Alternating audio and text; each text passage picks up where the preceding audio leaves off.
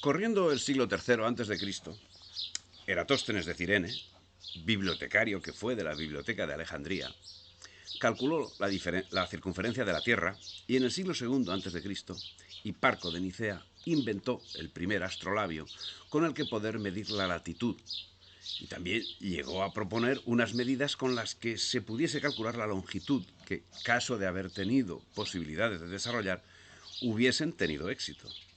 Y es que, mientras se podía calcular la latitud atendiendo a la posición del Sol y de las estrellas, carecía de tecnología suficiente que permitiese hallar la longitud. Luego, Ptolomeo señaló un meridiano constante que serviría para el levantamiento de mapas.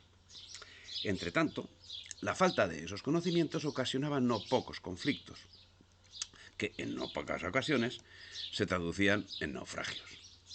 Es el caso que si en el siglo XV no había problema en lo tocante al cálculo de la latitud, el cálculo de la longitud seguía siendo para la navegación en no pocas ocasiones la diferencia entre la vida y la muerte.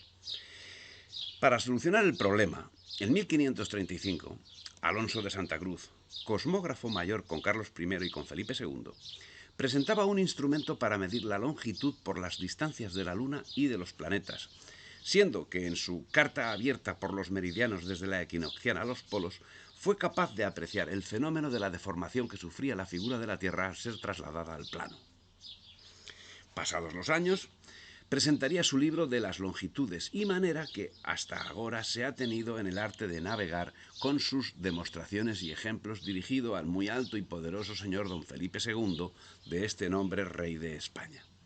La obra, que lógicamente sería desarrollada por la casa de contratación, fue mantenida como secreto de Estado, siendo que salió a la luz pública, aun después de España ser colonia británica desde 1808, salió a la luz pública en 1921.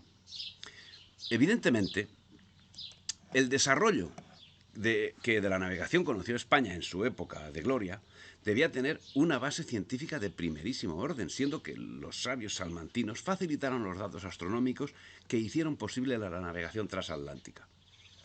El desarrollo científico era de tal nivel que en 1498, apenas 6 años después del descubrimiento, los astrónomos salmantinos como Núñez de la Hierba sabían que Colón se equivocaba en cuanto afirmaba que había llegado a la India. Curiosamente, ese hecho significó un grado más de la leyenda negra contra España, que no dudó en encumbrar la hazaña de Colón, rebajando a los científicos de Salamanca, a los que calificó de oscurantistas e ignorantes. Oscurantistas e ignorantes que fueron esenciales en el desarrollo de todas las ciencias jurídicas, económicas, astronómicas, cartográficas, que posibilitaron el conocimiento y la exploración del mundo. Y es que Salamanca estuvo directamente relacionada con la expansión de España, dedicada a la generación de los conocimientos astronómicos y cartográficos necesarios para la consecución de esos objetivos. Así, por ejemplo, el principal cosmógrafo salmantino en los años del descubrimiento, Diego de Torres, fue titular de la Cátedra de Astrología entre 1481 y 1496. En 1494 fue el encargado de asesorar para la realización del Tratado de Tordesillas, en el que se delimitaron los ámbitos de actuación de las coronas de Portugal y de Castilla. El elenco de científicos era de envergadura. Así, Alonso de Santa Cruz desarrolló trabajos sobre náutica, cartografía y astronomía que eran esenciales en el proceso de descubrimiento y conquista del mundo en el que España estaba inmersa, y el carácter de secreto de los mismos debía ser mantenido, máxime cuando quedaba manifiesto que una nación con náutica desarrollada, con navíos suficientes y con puertos estratégicos, tenía la capacidad de controlar, organizar el territorio. Alonso de Santa Cruz se dedicó a la construcción de instrumentos cosmográficos y astrológicos que facilitasen el conocimiento del rumbo y el levantamiento de mapas, trabajos que fueron revisados en 1533 por el Consejo de Indias, que reunió una comisión de expertos, dando pie a que 2 años más tarde fuese nombrado cosmógrafo de hacer cartas y fabricar instrumentos para la navegación. y en 1536 inventaba un aparato para calcular la longitud por las desviaciones magnéticas al tiempo que presentaba una carta de marear con indicación de las desviaciones de la aguja. Y su carta abierta por los meridianos desde la equinoccial a los polos fue considerada como principio teórico para la construcción de cartas esféricas, sistema cartográfico que fue perfeccionándose.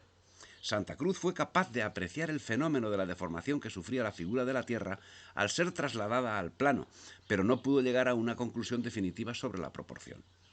Así, los avances científicos de España permitieron la navegación por el Pacífico y, siendo secretos de Estado, hicieron que los demás fuesen a remolque de España. Así, hasta el siglo XIX, cada país utilizó su propio meridiano, siendo que España utilizaba en esas fechas el meridiano de Cádiz.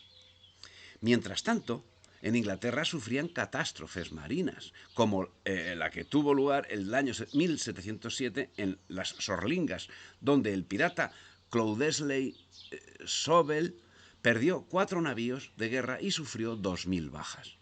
Y es que en el siglo XVIII, calcular la longitud en medio del océano era un problema sin solución para los ingleses. El problema de la latitud estaba resuelto por España en el siglo XVI, y en 1772 el pirata James Cook descubrió Nueva Caledonia y las Islas Sandwich. Y según la leyenda británica, gracias al al cronómetro marino, fija así por primera vez las coordenadas precisas de todas estas partes del mundo. La verdad es que llegó ahí porque Inglaterra había invadido Manila y tomaron datos de los archivos de Manila. En fin, hasta aquí